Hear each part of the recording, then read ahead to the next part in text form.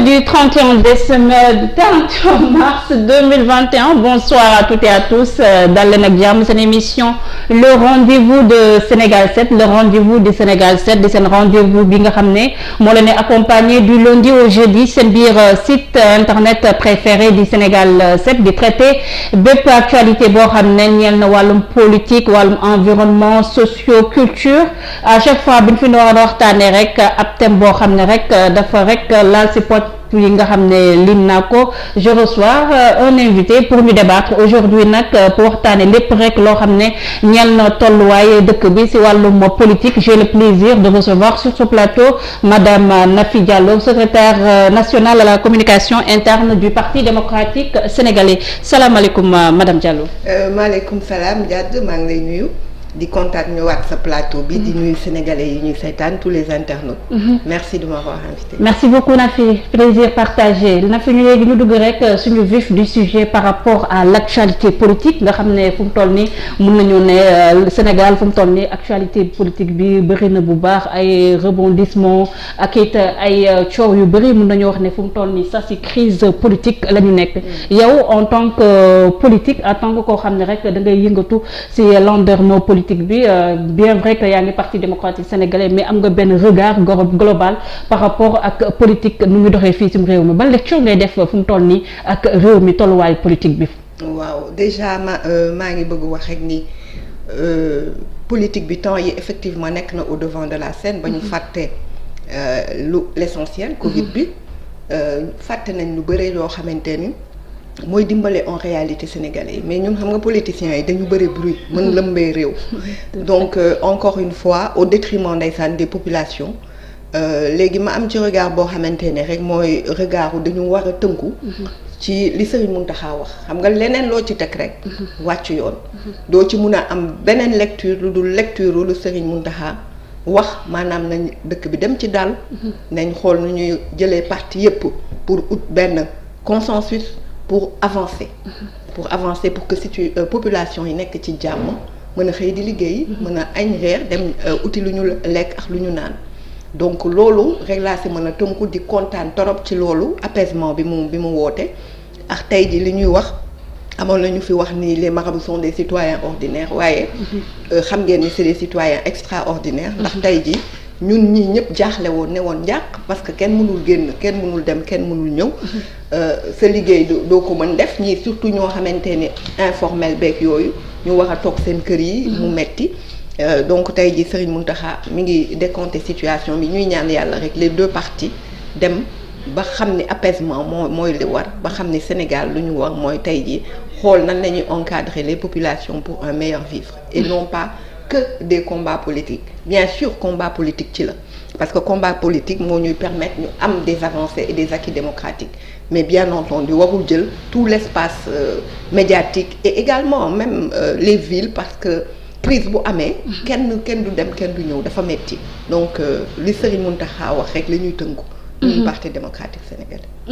Mais Nafi, est-ce que tu n'as pas comme l'impression yaa ngi wax les deux partis parce que bon soo ne les deux partis j'ai comme l'impression si je me trompe vous me rectifiez moo nekk le camp de l'APR et le camp du PASTEF. Est-ce que tu n'as pas l'impression ak problème bi nga xam ne mën nañoo wax ne c'était un problème privé mujj gi ñu dem ba amal ko benn connotation boo xam ne politico-judiciaire dafa le manque de maturité des deux camps de chez feeñ aussi. Waaw parce que moi je pense que man peut-être que je suis dans aucun des deux camps mais man personnellement opposition ku nekk da nga am sa parti et tu gères ça de façon souveraine. C'est pas donc man je respecte ce que l'opposition décide. À chaque fois dama koy respecter li opposition bi di décider en tant que parti souverain mais man personnellement j'aurais préféré xëy na mu demee neneen parce que on a perdu des vies humaines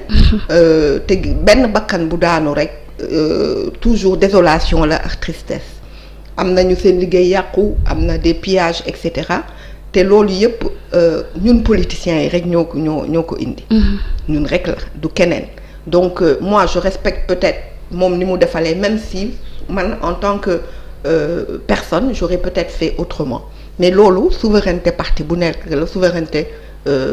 parti politique bu ne la APR également ñoom itam affaire privée dama xamul ñoom lan lañu ci. ba bëgg yenn débat bi je les ai entendu dire parce que ñoo ci tudd Sonko moo tudd Macky Sall moo tax ñu génn wax mais ba tey man pour man affaire bi dañu dem ba jël ko bipolarisation di nga ñiy faral Adji Sarr ñiy faral Ousmane Sonko ñi nekk Pastef te loolu on aurait pu l'éviter parce que une question privée parce que loo mënti wax ak foo mënti dem le problème c'est que c'est une jeune fille qui a porté plainte contre Ousmane qui s'appelle Adji Sarr contre Ousmane Sonko donc c'est une affaire privée parce que bu fekkoon état Sénégal moo topp Sonko ci dara loolu dinañ wax ni c'est l'état c'est lépp maintenant c'est vrai que complot mën na am ci ginnaaw c'est-à-dire ñu utiliser xale bi wala ñu yëg ko dugg ci porox ndollu boobu mais en tout état de cause c'est moche. C'est moche tey jii ñuy utiliser des questions aussi sensible banal sax dafa tey ji amee ñu suñu dëkk ñu ñuy wane fu nekk ci lan ci ay affaire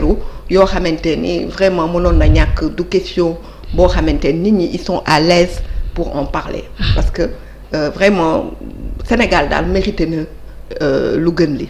Sénégal mérité na lu gën li ñu gis ne aussi il y a eu des pertes en vies humaines des commerces aussi qui ont été détruits ñu gis ne aussi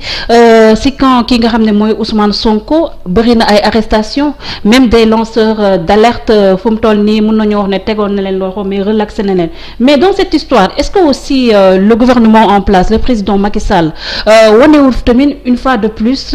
tu n'as pas comme l'impression que dafa bëggoon rek museler aussi une partie de la population pour ne pas dire l'opposition aussi. waaw même ñàkkul xam nga Macky Sall ce sont ses méthodes. man j'aimerais rappeler que ñun tolloon nañ benn moment boo xam ne on avait 70 personnes en prison c'est sa méthode. Je me moquais de Cheikh Dieng récemment le maire de Djiddah Thiaroye Kao moom à la veille du verdict du procès de Karim Wade dañ ko dem jëli. ne ko sa biir mairie tëj ko dafa am ay pneu. xam nga da doon defar saxal ay garab moom il est environnementaliste yooyu colonel eaux et forêt la di defar sa commune ñu ñëw jël si ko ne ko da nga entassé ay mairie ay pneu yóbbu ay xale kenn xamul ñoom Serigne Abou Toussaint Manga ñëpp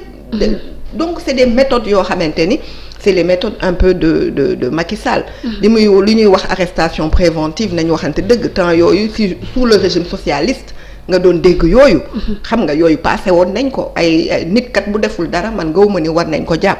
mais encore heureux que Serigne Mountakha wax na ci ba nga xamante ni ñi ngi bàyyi nit ñi ñu génn loolu dañ ko war a continuer parce qu'il me semble qu'il y a encore des jeunes ailleurs c'est-à-dire hors de Dakar du ñu nekk fii wala ñu gën a siiw rek la ñu jàpp am na ñoo xamante ni ci manifestation dans les régions lañ leen jàpp ñoom ñëpp wax nañ mun a ñibbi d'autant que ñi ngi am Covid ça sert à rien de surcharger les prisons tey jii ñu dem ci apaisement boobu mën a wax en personne civilisée pour man loolu mooy gën ci Sénégal mais arrestation yi moom arbitraire Macky Sall depuis mu toog loolu moom daf ko dëkkee. Il est comme ça ku yëngu mu yenu jàpp yóbbu kaso. loolu moom bu may fàttali man xam naa ne bu ñuy bind histoire ma am dans 30 ans su may wax bu ma waxee Abdou Diouf bi ma fekkee danaa wax. lan la woon bu may wax ci Ablaye Wade naa wax la mu ne waaye Macky Sall li may fàttaliku ci moom jàppkat la. État totalitariste c'est-à-dire j'ai l'impression d'être sous les régimes bolcheviques là nga xamante ni ku sëkkat ñu jàpp la. nañ bàyyi jàpp bu ñuy def comme arme. Moi à mon sens surtout koo xam ne ñoo xam ne xam nga leen. boo leen di jàpp sax mën nga leen dem yóbbu ñu dem à la police après nga bàyyi leen mën nga leen surveiller. C'est-à-dire defal leen loo xamante ni du ñu génn réew mais emprisonnement systématique bi moo war a arrêter ay ñoom Assane Diouf ak ñoom Clédor Sène ak yooyu yëpp il suffisait de les convoquer xëy na nga bàyyi leen ñu dem seen kër mais def leen sous contrôle judiciaire wala dara ñu mën a dem mais la solution ultime que Macky Sall utilise et son procureur c'est la prison. Et ça il faut que ça change. Il faut que ñu changer loolu parce que moom itam dafa war a ñeme tuuti bëre ak ñëpp ndax moom dañ ko may mu bëre. ñu ubbi lépp 13 candidats munoon te moom pourtant amoon na luñ ko fi jàppee de ndax amoon na luñ ko fi waxal. mais dañ ko bàyyi mu dem bëre mu gagné réew mi loolu moo fi am kañ ak i démocratique yooyu war na éviter pour mu yàqoo ci loxoom. mais Nafi bu ñu jëlee justice bi rek ramener ko à la personne du président Macky Sall est-ce que duñu dem ba affaiblir sax suñu ay institutions comme la justice parce que on a comme l'impression que fu mu toll nii justice populaire bi pour ne pas dire pour pouvoir populaire bi